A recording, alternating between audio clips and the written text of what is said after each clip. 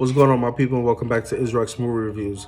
And we're going to be discussing today a film that I was looking forward to for a while. It's been almost 8 years since the release of Magic Mike XXL. And in my opinion, was this the story it needed to, have that tight closure? I don't know. Let's find out, right? We're going to be talking about Magic Mike's Last Dance. I just saw this film a few days ago, actually, with my wife. And it was enjoyable to an extent. I enjoyed the first two films, minus the cheesy, stripper dancing, obviously. I'm a grown man. Um, but because they gave you a feel for the lives of these men that they can lead, opposed to solely focusing on the stripping aspect, right? They focused on men individually and their goals and why they were doing this. And it was surprisingly fun to see, you know what I mean? But in this one, it's almost kind of the opposite. This movie felt so far from the original and the second one that I was like, okay, when it started, let me give this a try. And this film does not waste time.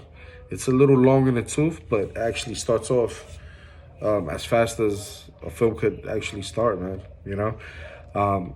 You have, Channing Tatum, who obviously he was meant for this role. Obviously, right? It's kind of a play on his life. And I'm happy they did the movie. And he stars alongside Salma Hayek, who I usually love in her films. I think she's not only beautiful, she's talented, but she's very fun to watch. But the last two films I've seen of her, which was The Eternals and this film, I was sadly disappointed, Her acting in this film was, in my point of view, terrible, I didn't believe her character for 1 second. So many of the lines that she delivers are just awkward to watch. I remember just looking at my wife and telling her the acting here is horrible. I was not buying her and Channing Tatum's romance at all. You know what I mean? The only thing I bought was towards the beginning when he's dancing and he's showing her, he's giving her this dance. And it was very sensual, very sexy. It actually, if not equals, probably tops his famous dance from the prior movie. But that romance does not deliver at all. It doesn't have a lot of dance sequences in the film. It was almost painful at times, honestly. Everybody else does pretty much a serviceable job, but when you have these two leads, these A-listers, you have to have some kind of chemistry, and they had zero chemistry with each other. And in most films like this one, it's kind of like a semi-rom-com. It can be a deal breaker. Unfortunately, because of the focal point that they choose for the story, the dancing to me also suffered. I like the way that they went and recruited the men in the film. The original men from the prior films make a cameo on on a laptop. It was awkward, and I understand why they didn't come back. Obviously, they're older. They wanted fresh actors. And we definitely get a decent enough show at the end of this film. But there's only one other dancing scene in the film. And the other bits of dancing are just that. They're showing you what these men could do. That's why they're being recruited. And they show the training and how they putting it together for the show. And not one full dance member from that, first dance at the beginning ever reprises their role in the film, And speaking of this dancing, that's why you come to Magic Mike for, right? Obviously, not a female. I enjoyed the film, but I wanted to see more dancing. I'm sure a lot of women, that's going to be the complaint also in this. They want to see men dance, right?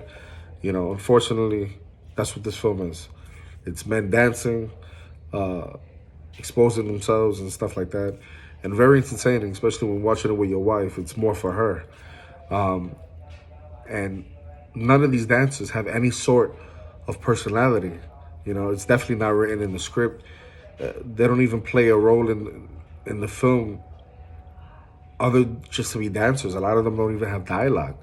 Bringing us back to the issue of that central plot, focusing on the wrong thing. They didn't even bring back any of the original dances, like I mentioned before, and they didn't even play a part in the movie in any way, besides, that video chat cameo group session that they had for 2 minutes that was interrupted by Salma Hayek when she walks into the room. The film, to me, builds up Mike constantly, dodging their phone calls, but they do nothing with it. And my opinion, they could have done a lot with those guys, even not even showing up directly in the film. But that was my biggest disappointment. The only positive thing I can say about this film was the direction that they took. I think it was well executed.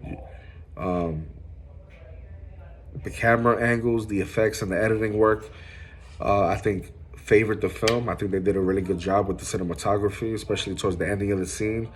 The ending scene when they have that dance, so sexy. Channing Tatum and this ballerina in water, not even gonna.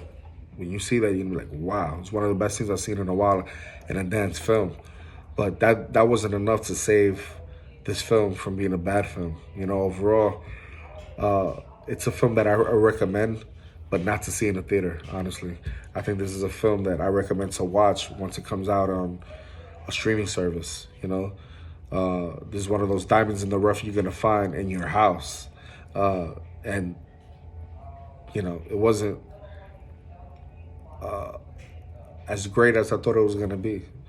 If it wasn't for Steven Soderbergh's direction, I think I would have rated this movie a little lower. My wife and I saw this on opening day. We went during the day to see this. Surprisingly, there weren't a lot of couples in the theater. It was basically kind of a cool experience because it was me, her, and maybe another couple. And this movie at times almost put me to sleep. I was really shocked. But I'm assuming you're gonna see this movie anyways. Magic might disappoint you. Definitely disappointed me. But kudos to them for just going in a different direction. It's a comedy drama in which lacks a lot of fun, but definitely go check this out. When it comes out on streaming, I gave this movie a 6 out of 10, and that's being nice. If you liked this video, hit that like button, hit that notification bell, and subscribe. Look forward to seeing you on the next one. Deuces.